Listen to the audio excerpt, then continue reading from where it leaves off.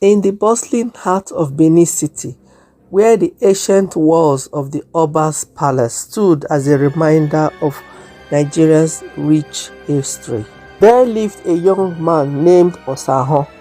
He was known for his generous heart and kind spirit, always willing to lend a helping hand to those in need.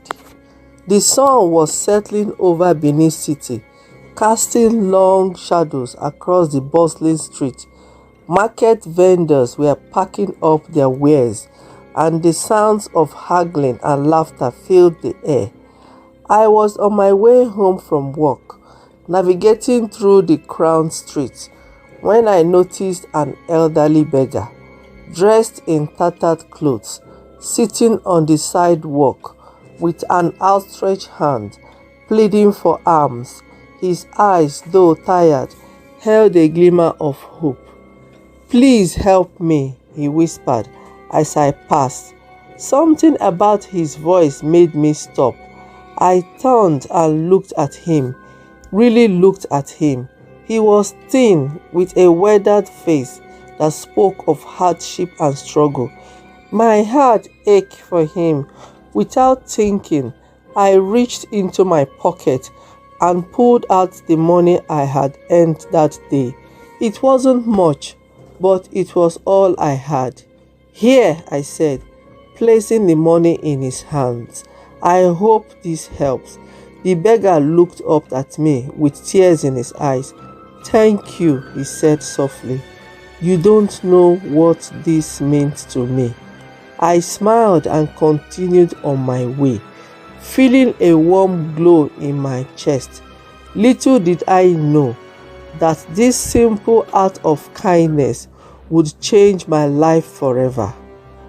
The next morning, as I walked to work, I saw the beggar again.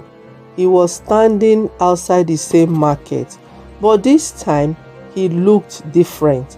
His clothes were still tattered, but there was a new energy about him. "Good morning," he greeted me with a smile. "Good morning," I replied, surprised by his cheerful demeanor. "I wanted to thank you again for your kindness," he said. "I would like to repay you." I shook my head. "There is no need. I was just helping out." He insisted, "Please, let me do something for you." Before I could protest, he handed me a small, intricately carved wooden box. "Take this, it will bring you good fortune." I accepted the box, unsure of what to make of it. "Thank you," I said, and continued on my way. That evening, I sat in my small apartment and examined the box. It was beautifully crafted, with intricate pattern etched into the wood. I opened it, expecting to find something inside, but it was empty. Puzzled, I set the box on my table and went to bed. That night, I had strange dreams. I dreamed of vast landscapes filled with strange creatures and vivid colors. I woke up feeling both excited and uneasy. The next few days were a whirlwind. Everywhere I went, I seemed to attract good fortune. At work, I was given a promotion I hadn't even applied for. On the streets, I found money lying on the ground. It was as if the box was indeed bringing me luck. As my fortune grew, so did my curiosity about the beggar. I tried to find him, but he had disappeared. No one in the market had seen him since the day he gave me the box. One evening, as I was walking home, an old woman approached me. She had a stern look on her face and a warning in her eyes. "You have been given a gift," she said, pointing to the box I now carry with me everywhere. But be aware, such gifts comes with a price. I frowned. What do you mean?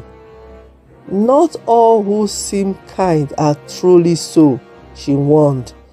Be careful who you trust. There are wicked people out there. Her words sent a chill down my spine. I thanked her and hurried home, clutching the box tightly. Over the next few weeks, my life continued to improve. I moved into a bigger apartment, bought new clothes, and even started dating a beautiful woman named Ada. But the old woman's warnings haunted me. One night, as I was walking home from a late dinner with Ada, I felt a presence behind me. I turned and saw a group of men approaching. They looked dangerous, and my heart raced with fear. Give us everything you have, one of them demanded, brandishing a knife. I reached into my pocket and pulled out my wallet, hoping to appease them. But as I did, the box fell out and hit the ground. The men's eyes widened as they saw it. That box, one of them whispered. It's cursed. Before I could react, they ran off into the night, leaving me standing there trembling. The next day, I decided to learn more about the box.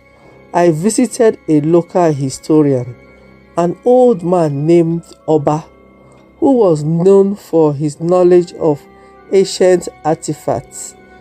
Oba examined the box carefully, his eyes narrowing as he traced the patterns with his finger. This is a powerful object, he said. It's said to bring great fortune to those who possess it, but it also attracts danger. I told him about the beggar and the old woman's warning. Oba nodded thoughtfully. There are many stories of such objects. They are often given by those with hidden motives. What should I do? I asked, feeling a growing sense of dread. Be cautious, Oba advised, and keep the box close. It may protect you, but it can also bring harm. As I left Oba's house, I felt a mixture of relief and anxiety. The box had brought me good fortune, but it had also brought danger. I decided to be more cautious and to trust my instincts. One evening, Ada invited me to meet her family. As we sat around the dining table, I noticed her father eyeing the box with interest. That's an interesting piece, he said. Where did you get it? I hesitated, unsure of how much to reveal. It was a gift from a beggar, I said finally. His expression darkened. Be careful with such things. They can bring more trouble than they are worth. After dinner, Ada walked me to the door. My father can be a bit suspicious, she said with a smile. Don't let it bother you. But her father's words stayed with me. That night, I locked the box away in a drawer, hoping to keep it out of sight and out of mind. Days turned into weeks, and my life continued to improve. I was happy with Ada, and my career was flourishing. But the box remained a constant presence in my mind. One day, I received a letter from an old friend, Chidi. He had heard about my newfound fortune and wanted to catch up. We met at a local cafe, and I told him everything that had happened. Chidi listened carefully, his eyes wide with amazement. "That's incredible," he said. "But you should be careful. Not everyone will be happy for your success." His words echoed the warnings I had received before. I thanked him and promised to stay vigilant. That night, as I walked home, I felt a sense of unease. The streets were unusually quiet, and I couldn't shake the feeling that I was being watched.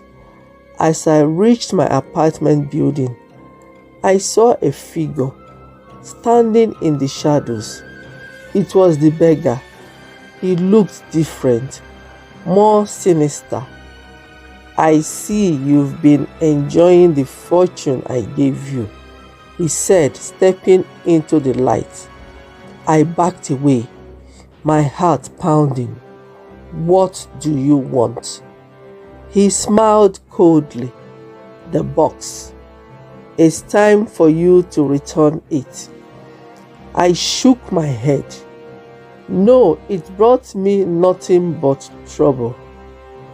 "That's the price of fortune," he said, his eyes gleaming with malice. "You took the gift. Now you must pay the price." Before I could react, he lunged at me. I tried to fight him off, but he was too strong. In the struggle, the box fell from my pocket and landed on the ground, breaking open. A dark mist poured out of the box, enveloping the beggar. He screamed in agony as the mist consumed him, and then he was gone. I stood there trembling as the mist dissipated. The box lay broken on the ground, its power gone. I picked up the pieces and threw them into the river, hoping to rid myself of its curse. Over the next few days, my life returned to normal. The strange dreams stopped, and the sense of unease lifted. I was grateful for the fortune I had gained, but I was also wary of the dangers it had brought. I learned a valuable lesson from the experience. While it is important to help those in need, it is also crucial to be cautious and discerning. Not everyone has good intention, and some gifts come with hidden costs.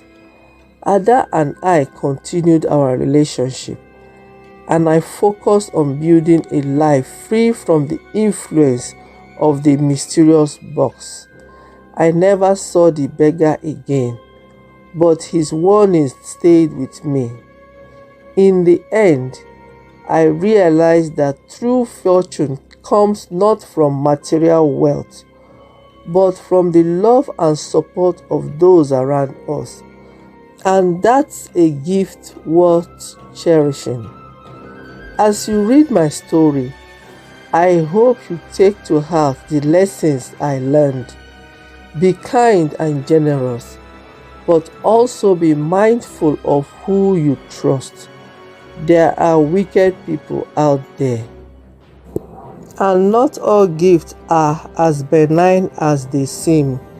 The tale of my experience revealed that sometimes the most well-intentioned action can lead to unexpected and dangerous consequences.